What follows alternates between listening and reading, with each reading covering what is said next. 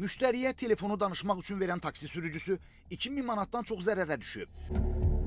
Paytaxt sakini Azər Mehdiyev deyir ki, Xəzər rayonu Binə qəsəbəsində taksi fəaliyyəti ilə məşğuldur. Onun qəsəbə daxilində bir neçə dəfə müştəri kimi avtomobilinə əyləşən şəxslə aralarında səmimi münasibət yaranıb. Ta ki, telefonu uğurlanana qədər. Deyir ki, dayı bir dənə telefonu ver, zəng vurum.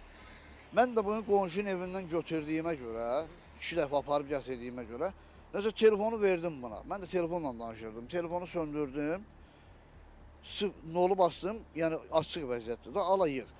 Başladım öz maşınımın için təmizləməyə. Bu biraz getdi. Gedir qabağa, qayıdır dalada belə yuxarı aşağı. Mən də maşının için təmizləyirəm, bir də vaxtım yoxdur. Dündən 1-2-3 saat keçdi, gördüm qonşu məni axtarır. Pəs nə olub? Adam vurmuşsan, banlisadasan, maşın hanı, nə olub? Deyirəm, heç nə, deyir, sən 200 manat atdım. Bu gəldi. Xülasə yığılıb 2200 manat pul olub. Sürücü başına gələnlərlə bağlı dərhal polisə müraciət edib. Onun şikayəti əsasında telefonu götürdüyü deyilən İbrahim adlı şəxs saxlanılıb. Azər Mehdiyev indi əsasən həmin şəxsin onun adından yazdığı mesajlara inanaraq pul göndərən şəxslərin zərərinin ödənilməsini istəyir. Mən buradan ona demək istəyirəm ki, mənə 2200 manat ziyan dəyib da qardaş. Bu cəmaatdan pul alıb. Bu cəmaatdan pulunu qaytarıb verməliyəm. Mən bunu verməyə imkanım yoxdur. Bunu verməlidir bu. Bir də ki, bu bölmədən nə bilim, nə tədiyə, neyniyə ki, mən bu pulu bundan ala bilim.